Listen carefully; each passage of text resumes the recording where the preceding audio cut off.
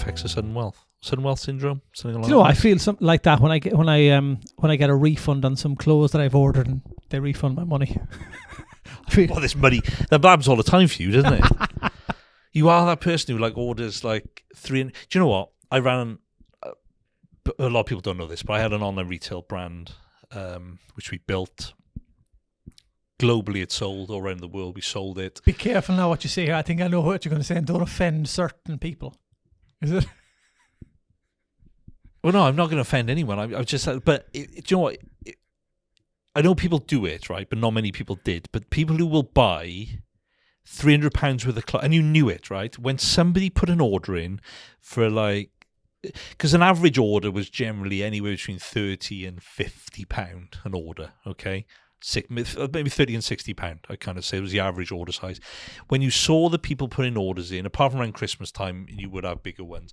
If they put a £200-300 order in, they were Shane Highland, where they buy stuff, try it all on, send back £200 of the 300 or £250 of the 300 quid, and then all the packaging was ripped open, all the tags were taken off stuff, and they send it all back. Do you know, absolute bugbear. Do you know what I mean? That literally pain in the ass. But anyway, my wife asked me.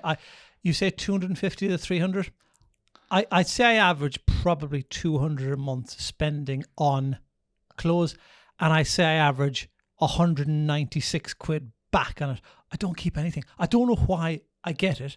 Try it. I'm going, no, I don't want that. It all goes on my credit card, and I return it. I don't know. I have no excuse. I know I'm an odd person, but it does happen. Who pays the postage on this either way, generally? You probably get free postage because you're buying so much. You usually get free postage. There's You get one or free two return? Places. Some places. So we did free returns, do. right? We did free returns. So you would log on to our website, you'd click a button, type in what your order number was, and it would give you a Royal Mail return label, which we paid for. Yeah. So it's costing you money. Costing me money both ways. So it reduces your profit. Now, there's not much profit margin in clothing, or what people think. So if you're thinking of launching a clothing brand on the side of your business, don't bother. Right? It's easy. Actually, yeah, that's for another time. But I've had a conversation with someone who runs a online retail brand, and we've had exactly the same conversation. I paid the last thing that I did. I bought 2 pairs of jeans before I went away on holidays. Thought I was the same size I was when I was 20 odd years of age, but that's another point. And they charged me for returns. Now, I was intending to keep one of them. I bought 2. I was going to send one back. I prepaid for the return thing, which was, I think it was 3 quid or 4 quid. But you know, it was the first time I've done it. I spoke to Claire in the office as well. I had to bring it to Tesco. Oh, those drop-off points. Brilliant. First time I've ever used them. I was the barcode, whatever. Scared. Going, got there and asked the guy, the security guy, what do I do with this? He went, it's outside. So I went outside and I was like, oh God, what's going to, where? And saw these boxes and, you know, the screen is there. And it's like, scan here. Beep. Is it big or small? Let's say small. Beep. What company is with? Beep. Bang. Oh. Number 4, doors open. Push it in there. Close. Beep. Do you want a receipt? Yes. Beep. Email to me. I was like, it's that easy. I don't have to talk to anyone. And it's a lot cheaper for brands to do that. That when we were running ours, that was starting to kind of come in, but it kind of didn't. But it'd be much easier for us to no do queuing. I thought, I'm going to have to do this. No Royal Mail. No of them weighing it. Brilliant. So apologies to all the there's only 3 of you that I usually use. I will continue to do that. I don't know why. I'm sorry. Be nice if you kept the clothes once and supported them. I guess if they're big brands and stuff like that, so much. But we were a small brand, and that was a pain in the arse when people did that. But I'm just going to put that out there. I've been there. I've done it. I've actually worn the T-shirt, and we made T-shirts as well. Sudden wealth syndrome. That's how I felt. Yeah, because you said you felt the sudden wealth when the money was coming back, even if it was your bloody money. But no, like sudden wealth syndrome is a thing, and we've talked in previous episodes about people selling their businesses and the effects of sudden wealth syndrome. Doesn't just come from you selling a business; it's winning a lottery, maybe getting some inheritance. You know, maybe it's a a claim for some sort of lawsuit against, maybe it's the NHS or whatever it may be, or an accident. But having this sudden money coming into your bank, and I'm not talking about 20, 30 pound, I'm talking about large sums of money, life-changing Yes. potential High sums six, of money. if not big seven figure. Big seven Yeah. sort of money's coming into the bank account. That can happen from selling a business, like say winning the lottery. We weren't kind of expecting, like we all play the lottery, or a lot of us do, but we never expect to actually win it. And when we do, we're not in the emotional state to deal with that money coming in. And I think that's what people don't realize. People think, oh yeah, what a load of rubbish. But no, it kind of happens. Now, I know it from kind of personal experience through kind of clients who've had it and how it's affected them. One of the big things, and a good friend of ours kind of felt this when they sold their business. Yeah.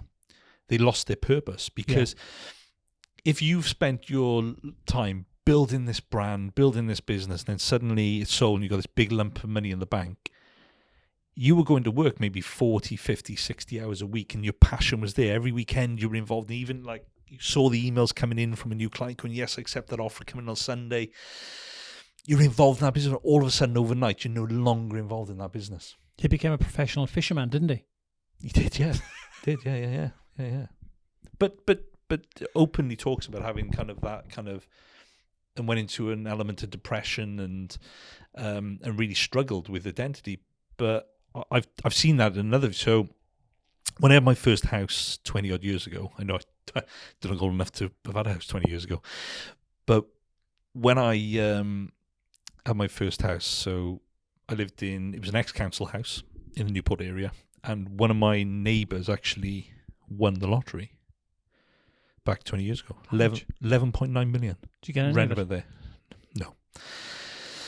But so they were, I don't know the exact figures, but I'm going to say they were in probably their 60s. The kids had grown up.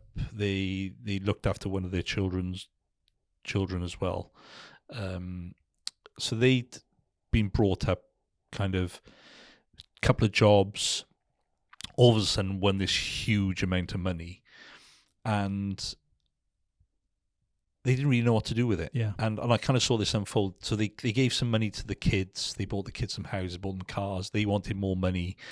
They tried to move house. They moved up around the corner to a bigger house, didn't settle, and ended up moving back to the house which they were in, because they'd spent all this time going through life, having everything they needed for what they could afford, and all of a sudden they had this wealth that they couldn't. They didn't buy new cars. They went and bought second-hand cars, and people were saying, "Why are you not buying brand new cars?"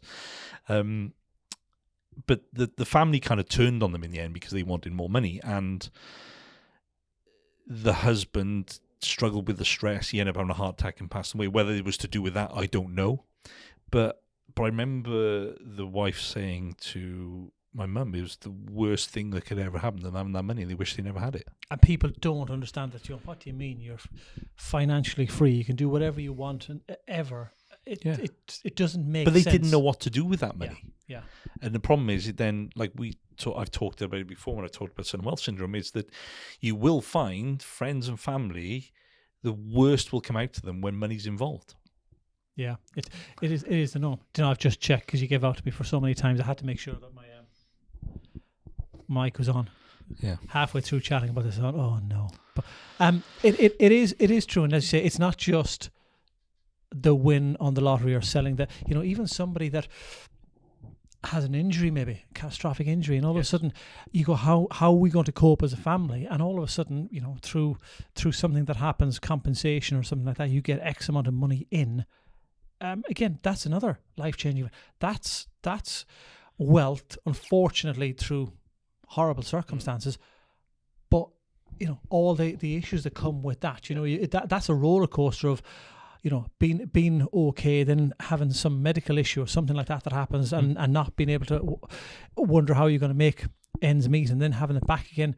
There's so many emotions with all of these different types of lump sums incomes. It's managing the emotions, and I think what we're always very good at in everything people do is that these solicitors do a brilliant job at getting this lovely claim for people, or the solicitors or the the kind of agents who help selling businesses do this wonderful job for getting these people this money. But where we're really bad at is managing the individual through the process and out the back end, because that's where they really, really need the help. And I think that's where huge value can be added. Like the National Lottery, that's a good example. These people, maybe it's changed now, I don't know. But I mean, clients say it probably hasn't, because we just don't learn from mistakes, do we? And we're really bad at that. But if that couple who I live next door to, if they'd been managed through the process with somebody, kind of the emotional side, not just the financial side of how to deal with their money and spend it, but the emotional side, this is what's going to happen.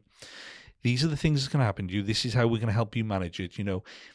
If people start requesting money from you, send them to us. We'll deal with them. If they'd been managed that process, maybe there would have been a totally different outcome of that. Maybe it wouldn't have been, but maybe it would have been a slightly different outcome. And I think that's the same for anyone that sells business. It's not just going hard at going, right, how do we get the structure right to sell the business, but actually how are we going to manage you and your family when you no longer have that with you? Is there things you want to go and do? Do you want to go and do another business? Because the other thing you will find, and this will generally happen, I'd say 99% of the cases, if you have a particular skill set, you probably will have contractually something in the contract that you can't use that skill set for the next couple of years when you kind of sell up. Yeah. And we know that from experience with clients who have sold, that they cannot go back in that arena for a certain amount of years. Sometimes it's longer. But you need to have that outlet of what am I going to do when I finish, because you will feel that loss of purpose. And that comes back to even the stuff that we do with those that haven't got sudden wealth. It's, let's not throw the value of what you have as an asset on the table at the outset. Let's have a discussion at the outset of what makes you tick, what makes you happy, what makes you get up in the morning, what do you enjoy to do? Because I think if you can find out a lot of that information, when you bring the money side into it, you can align the money, the spending, with those little things that make you happy. Now, we all want to go to a Super Bowl because that's what telly tells you to do, or you want to go to watch the Masters, or you want to go to an Olympics or a World Cup final or all that. But that only comes around once a year, once every 4 years. But do you know what? You got to fill 40, 50 hours of your week. If you enjoy, painting, you can actually go and do a painting course, as in learn how to do art. If you enjoy go-karting, you can actually go and do more go-karting on a higher level, or buy a go-karting area. But it's got to be something you really do enjoy, though, as yes. well, because I think some people have this fantasy that I'm going to become this painter, fisherman, whatever it kind of mean. But actually, when they get into it, they're like, actually, maybe I don't like it as much as I used to like it. And I don't know what the numbers are anymore, but when a millionaire is not something that can retire anymore. It is because of the lifestyle. I think you need 10 million. I think 10 or 11 million. 10 million is usually the sweet spot. Is 10 million at any sort of age level, if you invest it right, will get you through to a certain kind of, will give you a comfortable lifestyle for the rest of your life. But then I think you can probably flip the sudden wealth thing over to actually, I find this with some of my clients who come into retirement, they've got this pot of money and they suddenly stop work and they're used to not spending any money. That continues. And that continues. And actually, all they're doing is building up more wealth. And you have to have this conversation with them about, actually, you can spend this. And we use some technology which shows clients they can spend it and the risk of spending it. And, don't get me wrong, there's some clients we have where we have to tell them to rein it in, who actually spend too much. Yeah, and that's another problem, is that when you get this wealth, if you spend it too quick, it's going to be gone. Because who was that guy who won the lottery who basically snorted most of it up his nose, bought a house in Kent, didn't he? And a right track, but now isn't he now Binman now, isn't he? He was a Binman, but now he's back to being a Binman. And he's happy again. Yeah. I'm sure he's happy for the few months he had. I'm sure he's happy for. Right, I think he burned through it in 2 years, didn't he? But isn't it amazing? But that's a good example. And that's why, and that's where that person hasn't been managed properly. Isn't it amazing when you chat to people and you make them stop work? You're involved in that situation. There almost is the first year of they're petrified because they have no more money coming in on a regular basis, or it has been reduced, they become hermit-like and they spend less. And it's only on the second year you're going, guys, you need to spend more money. Or we'll be holding back on this, we'll be holding back on that. I presume it's going to be, it's going to be the same when you get a lump sum in. That could be the last time they'll ever have, income coming in. They just got a huge lump sum from selling the business. But then if it's one, there's a different, I think, aspect of thinking that I've got 10 million, I'm going to buy a 300 grand Porsche. Sometimes you have to rein in spending and be realistic. But if you do it correctly, you can have the best life that you want, along with you, your family and friends and all of that. You need to plan it. You have to plan. Like people plan the exit, but they don't plan the post-exit. No. And that's where I think it kind of goes a little bit wrong. And, there's so many variables to take into account. Are you going to go? Because so many people think I'm not going to do anything. I'm not going to work. But if you've been a grafter and built your business and you maybe exited in your mid-40s or early 50s, you're still going to want to do something. NS&I, National Savings Investments, they have a panel that if you win the £1 million, the premium bonds, that they will get someone to chat to you. The lottery do as well. The lottery will. If you sell your business for £6.2 million, there's nobody there. No. And you have vultures because people know you've sold it. Because you'll be known in the local area. Now, if you sell it for a couple of 100 million, that's a different story. But even if you sell it for X amount of small it's usually millions, the big wealth managers, isn't it? The FTSE 100 ones. I'm not sure who you're on about there. But like vultures. But they don't have any experience in that. No. They're very good at investing your money. Not very good at what they do with it after investing it. But there's no...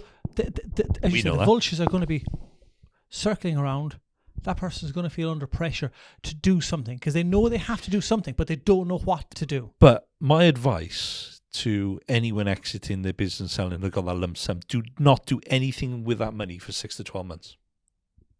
Don't commit to investing it anywhere for 6 to 12 months at least, or at least start putting a plan in place, because you've got to sit. I know it's not. I know it's easy to say, but that is what you need to do: sit back, evaluate. And then, because this money's going to last you a long, long time. Because most people who exit anyway are going to be still within the business for probably a good 12, 24 months because they're going to have an earn-out.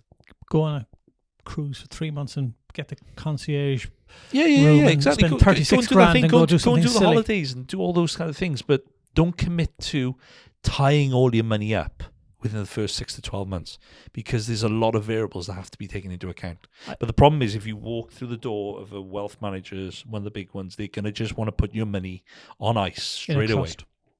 Into a trust, tie it up, wrap it up. Can't take it out. Can't take it out. Probably you don't realise the implications of what you're doing or the tax consequences of doing it. Don't get me wrong, a lot of those things have to be done, but there's a structure and a process to do it. But you really need to start dealing with the emotional side before you start tying that money up. Especially for business owners. Forget about the lottery winners and that, but you've built something up maybe over 30 years. You built it from, your back garden or something like that. You sold it for X amount of millions. Part of you almost feels it's a limb that's been taken away because you've cultivated that business. You've grown it from scratch. You've put in, the day you sell it, you're remembering back, there's a tear in your eye, the times when you didn't have enough money to pay the staff maybe, or all the struggles come to light. The emotions are high. You've left the business. You've walked out the door for the very last time. You've looked back. You went, I'm not going to be back here again. But you've got 10, 11, 12, 9 million, whatever it may be in your back pocket or in the bank. Emotions are so high. There's that grey cloud in your mind that you're brain fried. You've just got the most money you'll ever got. You would never have thought you'd have got it 30 years ago. You have been told by husband, wife, aunt, uncle, brother, sister, friend, golf partner, you need to do something. As you say, slow down. Let everything settle. Take time. Set aside a small amount to treat yourself for the work or the hard work that you put in over the years. It might be 40 grand, 50 grand, whatever amount. Do something stupid. Buy a big cruise. Take your time. Get away from the geographical area. Get away from all the other people telling you what to do. Get your mind free. Have a think about consequences, what you'd like to do, and come back to the table with fresh ideas. Yeah. When you've had some time away from the business, you don't leave the business on Friday and invest that £6.2 million on Monday morning. And whatever you do not let your bank invest that money for you. Ever. Because if whoever you bank with, one of the big banks, they will, as soon as that money hits your bank account, they will want you to invest it, okay? So they can make their commissions and whatever they do from it. But do not let the bank do it, because they do not do proper financial planning, however much they may say they do, okay? All they are really interested in is just hitting their target and keeping your money in their bank. But that's what it's not about. You need to take your time, find the right person, somebody you're comfortable with, who actually isn't just going to talk about your money, is going to talk about what the future holds, what the plans are, and they're going to handhold you through the future. It's not about... We can all invest your money. We can all stick it onto a platform, stick into a wrapper, stick it into an investment. We can all pick the same investment. Well, to an extent we can. Some people can, some people can't. But the investing side of it is about 20% of what should really be done. The other 80% is all around processes, procedures, emotions, behaviors, tax planning, future planning, goal planning. The actual investing is about, well, I'd probably say less than 20% of what the real process should be about. But if you go to the bank, it'll be 100% of what they do. It's just investing your money, sticking in some offshore bond. Let's forget about it. The things I've heard from what some of the banks have told clients about when they get their money, a good example was, we will guarantee you 3% a year. No one can guarantee you anything. Absolute rubbish. And that's telling somebody who's going to have a lot of money that they're going to guarantee them 3% a year. It wasn't really. I think it was more so minus their charges, minus what you could do, taking the 5% out of a bond, but we won't go into that. I just thought back to what I said there. That day you walk out, you pay yourself. That's your end bonus. That's your bonus to you for doing so well. That cruise, buy it, live the life of a lord for 8 to 9 weeks, and go and splash out on something like that and treat yourself. Yeah, memories, great memories, because buying that Bentley or the Ferrari, like, once you bought and sat in it, this is what it is. Do you know what I mean? There's more to life than that. But there's a process behind it. So if you get any sort of large amount of wealth, take some time and get the right professional help. I mean, the right professional help. Do you think professional help would be a benefactor coming into one of the 4 rugby regions here in Wales and helping you lot out, throwing some money into a region? Who's doing that? No, if somebody gets some sudden wealth. Oh yeah. No, I wouldn't do that. That's probably one of the worst investments you can make into a sporting club. Aren't they just money laundering tax havens? Oh, I'm not sure about that, but you're that's actually football clubs. Everything you're doing is based on an emotion. But you could do, if you have enough money and it is surplus to requirement, and if that's what you really want to do, you could go and do that. But imagine getting your own personal name on your rugby jersey. You have to pay for that, though. Absolutely, yeah. Sponsorship. Absolutely. Maybe that makes people happy. Well, Gary Vee, that's one of his things, isn't it? New York Jets, is it? Ah, okay. Don't know anything about baseball. There we go. Connacht, do you want me to sponsor? I'm sure they do. It's probably going to be the sleeve or the under the sleeve. That's about all I can afford. We'll have to get another phone line now. You've done that, so they can ring. Everyone can ring in on that offer. There we go.